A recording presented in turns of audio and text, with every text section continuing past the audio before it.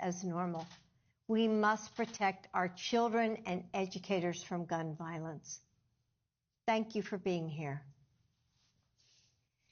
Well, it's hard to believe that this is one of our last gatherings of educators here at the White House. The day after Joe was inaugurated nearly 4 years ago, I started my time as First Lady by thanking our nation's educators alongside Randy and Becky. The pandemic was still raging, so we sat 6 feet apart. And on that day, I promised you that as long as Joe was in the White House, educators would always have a seat at the table. That promise has been my guiding light over the last 4 years, and I hope you have felt your impact in all that we've accomplished together. We began this journey together. So I asked Randy and Becky to help gather us again as this chapter comes to a close. And my message to you is simple. Thank you. Over the last 4 years, we've built an even stronger education system in this country. And it took all of us, because policies don't work unless we implement them in our classrooms.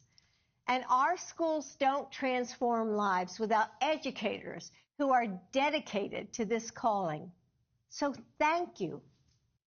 Thank you for opening your hearts and your classrooms to me all across the country, for joining me for the first ever Teachers of the Year state dinner here at the White House, which I loved. Awesome.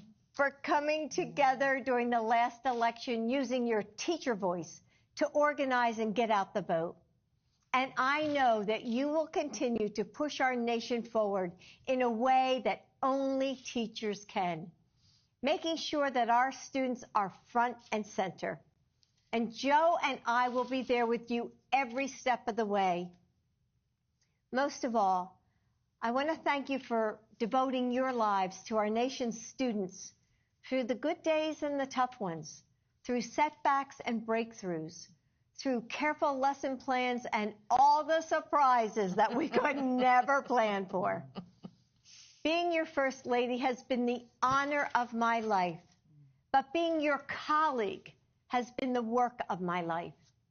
Last Thursday, I taught my last class of the semester and my final class ever at Northern Virginia Community College. I will always love this profession, which is why I continue to teach full-time while serving as your First Lady. And I couldn't have done it without the love and support of fellow educators. At every turn, you have stood by my side, lifted my spirits, and helped me remember that we're in this together. And I will always be grateful to those who lead us forward. Becky, thank you for being a bold champion of students and educators, and for encouraging them to become change makers too. You helped us set our sights on a brighter future and show us how to fight for every inch of progress. Randy, you are a force, and you use your power to lift up educators so that we can lift up our students. You remind us that we are not alone and that we are unstoppable when we act together. Joe and I are so grateful to both of you and all of the educators that you represent. And now I'll turn it over to Randy. Randy. So,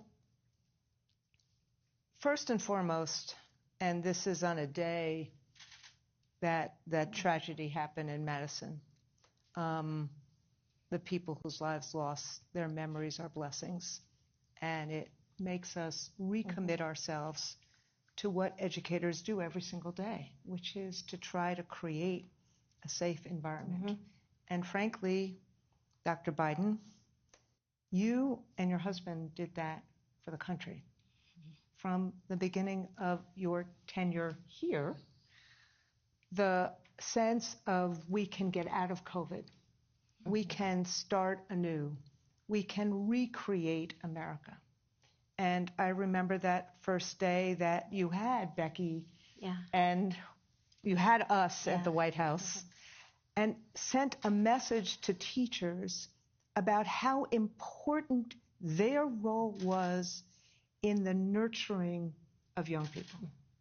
And from that day, well, before that day, you've done this, but from that day forward, as First Lady, you set a standard of compassion and nurturing and prodding in a very direct yet friendly way and determined way, that we had to lift all souls. And we had to lift our kids. And we had to do that all together. So there's a lot of other things I can say, but it's going to be well more than 2 minutes. So I just really wanted to say, on behalf of our 1.8 million members, thank you for everything you have done and for everything your husband has done. Thank you. It's number one. Number two, to the educators that are here, I just want to say thank you to you, because for everything that happens in classrooms, you are the difference makers. You make that difference in so many different ways and in so many different times. And I want to say thank you.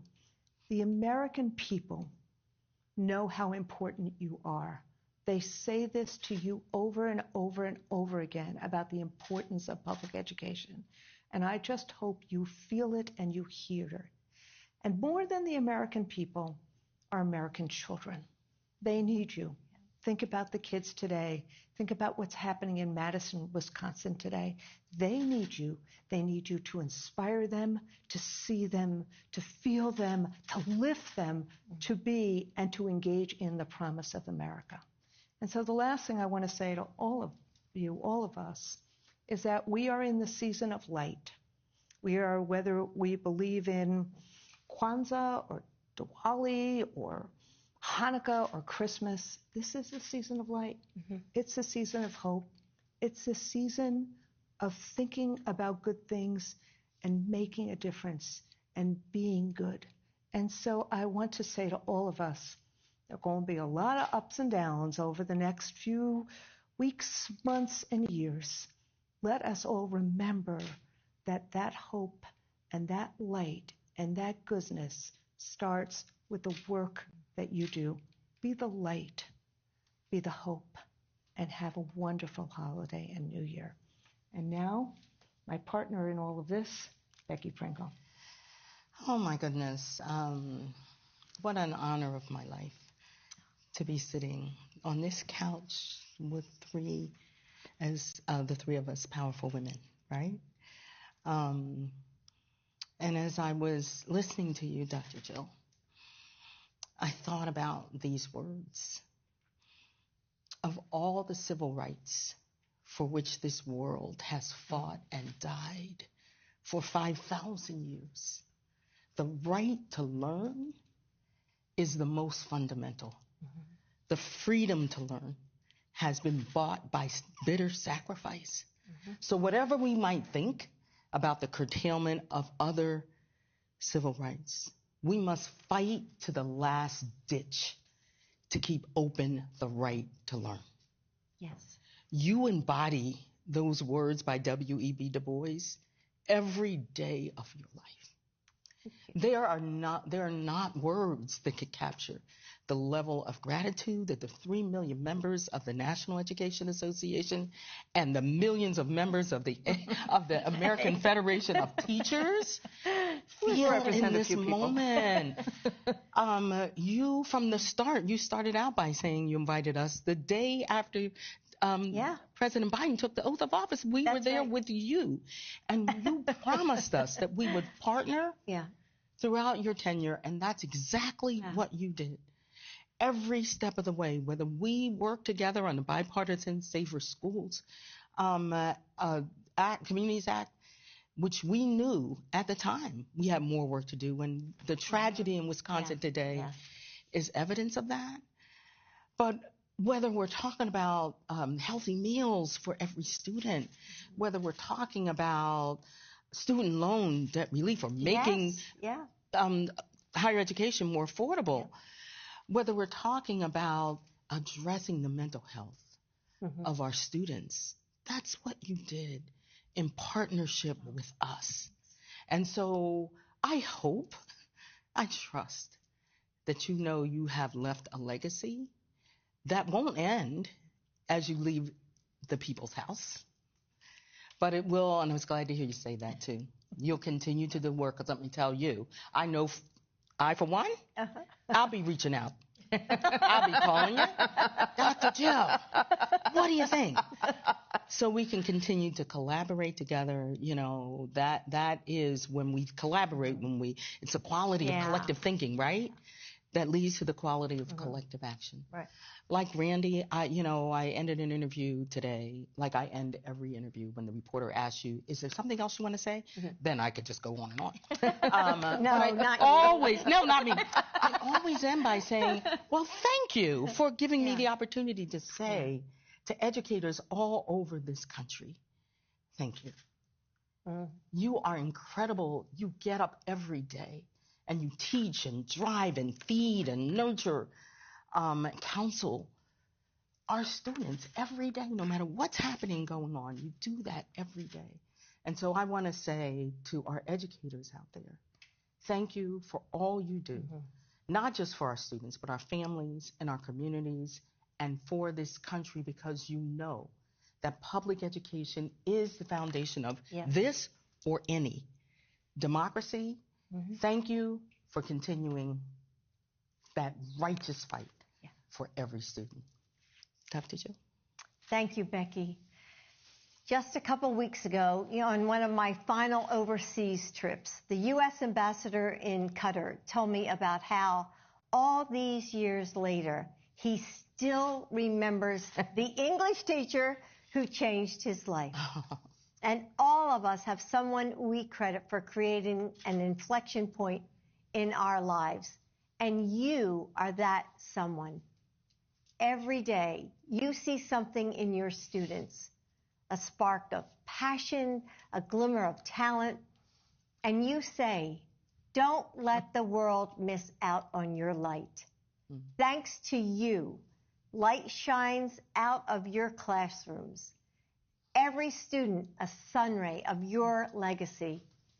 We don't always see how far that light travels, but right now, someone out there is standing a little taller because you helped them find the confidence they needed. Someone is working a little harder because you pushed them to try. Someone is braver because you helped them find their courage. And someone has become a teacher and a mentor to their own students because all of us are in links in an endless chain of educators. And while the world shifts under our feet, we will always have each other. So right now, more than anything else, my message to you is this. Lean on each other, be each other's strength, and never forget the power of education to transform lives. From the bottom of my heart, thank you and happy holidays.